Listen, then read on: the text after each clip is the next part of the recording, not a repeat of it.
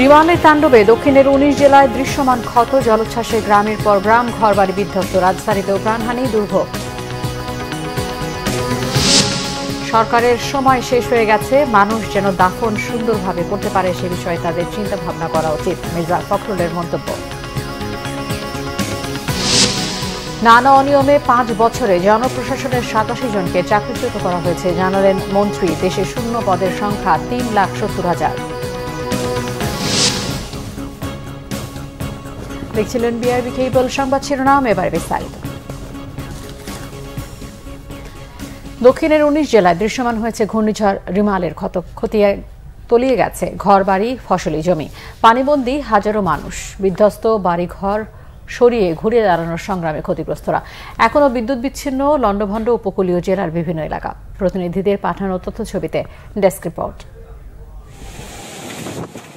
উপকূলীয় এলাকায় ঘূর্ণিঝড় রিমালের ক্ষত, গাছপালা উপড়ে ঘরবাড়ি বিধ্বস্ত হয়ে আর পানিতে তলিয়ে লন্ডভন্ড অবস্থা চারদিক। চরম দুর্ভোগ সঙ্গী করে আবার ঘুরে দাঁড়ানোর সংগ্রামে ক্ষতিগ্রস্তরা।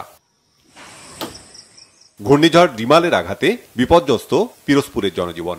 রাস্তার উপর গাছ ও বৈদ্যুতিক খুঁটি পড়ে যোগাযোগ বিচ্ছিন্ন অনেক এলাকা। এছাড়া চরম ভোগান্তিতে প্লাবিত এলাকার মানুষ। বরিশালে লন্ডভন্ড হয়েছে অসংখ্য গাছপালা, ঘরবাড়ি।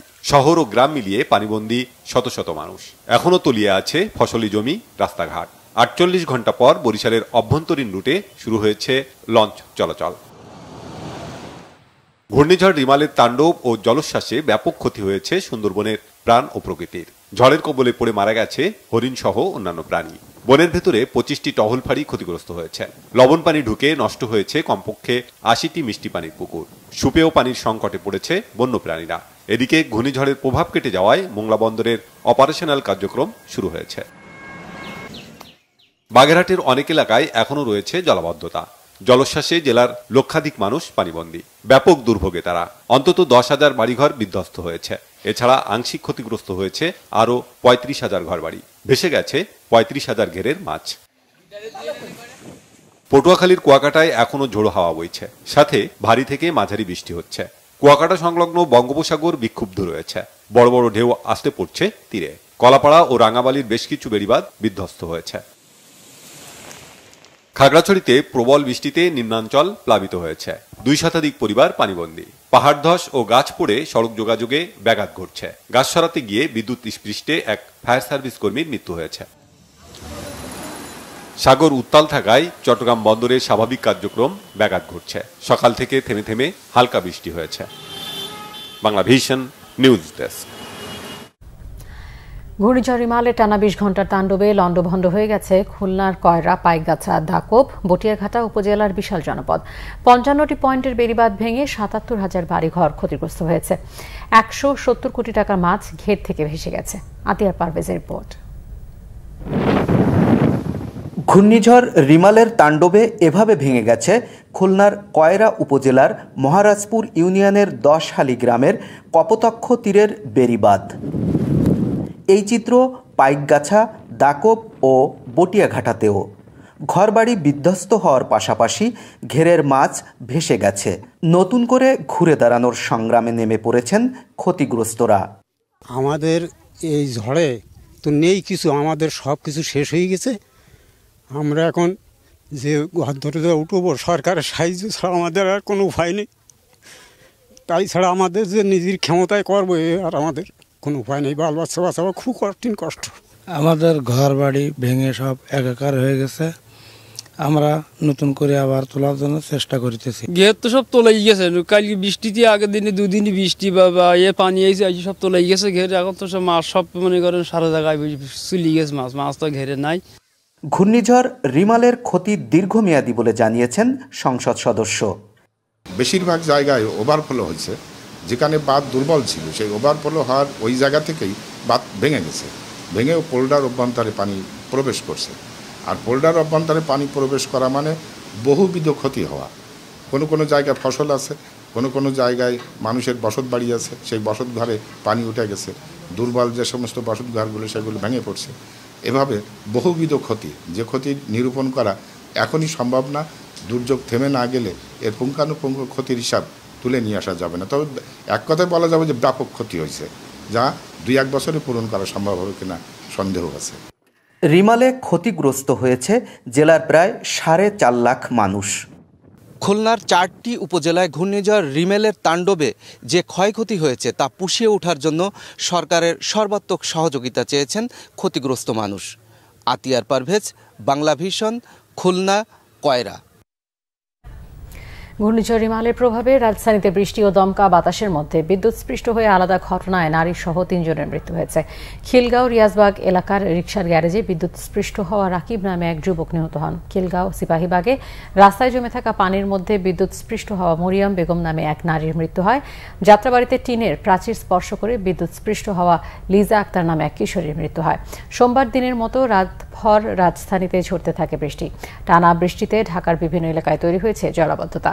মূল সড়ক সহ রাজধানীর অনেক অলিগলিতে পানি জমে গেছে। রাজধানীর পুরনো ঢাকা, নিউ মার্কেট, ধানমন্ডি 27 নম্বর, মিরপুর 10 নম্বর, Shewrapara, Kazipara, Rajarbagh, police lines, Bailey road, Shantinagar, Jurain, Uttarkhan, Dakshinkhan, Sadabad, Shanirakhra, Mohammadpur এলাকার বিভিন্ন সড়ক ও অলিগলিতে জলাবদ্ধতার সৃষ্টি হয়েছে। ঝড়ে রাজধানীর উত্তরা, রমনা, মোহাম্মদপুর সহ বেশ কিছু এলাকায় গাছ উপড়ে বেশ কিছু যানবাহনও ক্ষতিগ্রস্ত হয়। ঘূর্ণিঝড় কবলিত এলাকায় বিশুদ্ধ পানি সরবরাহের পাশাপাশি বাঁধগুলো দ্রুত সংস্কারের নির্দেশ দিয়েছেন প্রধানমন্ত্রী শেখ হাসিনা। সকালে জাতীয় অর্থনৈতিক পরিষদের নির্বাহী কমিটি একনেক সভায় তিনি এই নির্দেশ দেন। বর্ষা মৌসুম আসছে উল্লেখ করে প্রধানমন্ত্রী ক্ষয়ক্ষতির পরিমাণ আরও বাড়তে পারে বলে আশঙ্কা প্রকাশ করেন। সকালে শেরেবাংলা নগরে প্রধানমন্ত্রী শেখ হাসিনার সভাপতিত্বে একনেক সভা অনুষ্ঠিত হয়। পরে সংবাদ সম্মেলনে পরিকল্পনা মন্ত্রী আব্দুস সালাম জানান, ঘূর্ণিঝড় রিমালের ক্ষয়ক্ষতি সম্পর্কে প্রধানমন্ত্রী অবগত আছেন। তিনি তৎপর ছিলেন বলে ক্ষয়ক্ষতি কম হয়েছে বলে জানান পরিকল্পনা মন্ত্রী। বলেন, কি পরিমাণ ক্ষয়ক্ষতি হয়েছে তা দ্রুত নিরূপণ করতে দুর্যোগ ব্যবস্থাপনা ও ত্রাণ মন্ত্রণালয়কে নির্দেশ দিয়েছেন প্রধানমন্ত্রী। বৈঠকে 14,337 কোটি টাকা ব্যয়ে 11টি প্রকল্পের অনুমোদন দেওয়া হয়েছে। বিএনপির মহাসচিব মির্জা ফখরুল ইসলাম আলমগীর বলেছেন, সরকারের অস্তিত্ব নেই, সময় হয়ে গেছে, অনেক ঘোরাঘুরি হয়েছে, লাভ নেই। দাফন কাফন মানুষ যেন সুন্দরভাবে করতে পারে সে বিষয়ে এখন তাদের চিন্তাভাবনা করা উচিত। বিএনপি চেয়ারপারসন বেগম খালেদা জিয়া সহ নেতাকর্মীদের মুক্তির দাবিতে ঢাকা রিপোর্টার্স ইউনিটিতে আলোচনা সভা করে জাতীয়তাবাদী মুক্তিযোদ্ধা দল। এতে বিএনপির মহাসচিব মির্জা ফখরুল ইসলাম আলমগীর বলেন, জিয়াউর রহমান মৃত প্রায় জাতিকে টেনে তুলেছিলেন, তিনি মহানায়ক, অকুতোভয় সাহসী ছিলেন। জিয়া তলাবিহীন ঝুড়ি নয়, ডুবন্ত জাহাজকে টেনে তুলেছিলেন। আওয়ামী লীগ রক্ষী বাহিনী তৈরি করে গুম খুন নির্যাতন করেছিল, সব রাজনৈতিক দল নিষিদ্ধ করে মানুষের অধিকার কেড়ে নিয়েছিল। এখন নতুন নতুন কথা বলে মানুষকে বোকা বানানোর চেষ্টা করছে, কিন্তু মানুষ বুঝে গেছে তারা আবার বাকশাল কায়েম করতে চায়। সরকারের চামড়া মোটা, তাদের সমালোচনা করলেও কিছু যায় আসে না। তাদের লক্ষ্য লুটপাট করে ক্ষমতাকে ভোগ করা। আজিজ বেনজিরের আওয়ামী লীগের সৃষ্টি, চারিদিকে তাকিয়ে দেখলে দুর্নীতি ছাড়া আর কিছুই নেই। প্রধানমন্ত্রীর পদত্যাগ করা উচিত। বিএনপি নিরপেক্ষ নির্বাচন চায়, আর কিছু চায় না।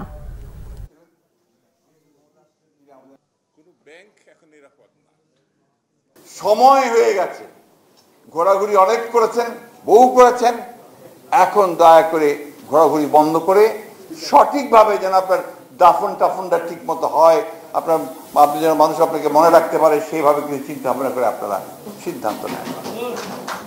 আমরা মনে করি যে এই দেশকে বাঁচাতে হলে আজকে নতুন চিন্তা ভাবনা নিয়ে এগোতে হবে, এবং সেই নতুন চিন্তা ভাবনার মধ্যে অবশ্যই আপনাকে এই দেশের মানুষ, পৃথিবী, ভূ রাজনীতি সবগুলোকে সঙ্গে নিয়ে আপনাকে সেই চিন্তাকে সুনির্দিষ্টভাবে নিয়ে যেতে হবে। আমরা তো অন্য কোনো কিছু চাই না, আমরা একটা নিরপেক্ষ নির্বাচন চাই। সেই নিরপেক্ষ নির্বাচনের ব্যবস্থা করতে হবে, তার জন্য আমরা অবশ্যই আন্দোলন আমাদের বহাল থাকবে, শুধু নয়, তীব্র থেকে তীব্রতর হবে। গত 5 বছরে 87 জন কর্মকর্তাকে চাকরিচ্যুত করা হয়েছে, জানিয়েছেন জনপ্রশাসন মন্ত্রী ফরহাদ হোসেন। সচিবালয়ে Bangladesh secretariat reporters forum BSRF আয়োজিত সংলাপে তিনি কথা জানান।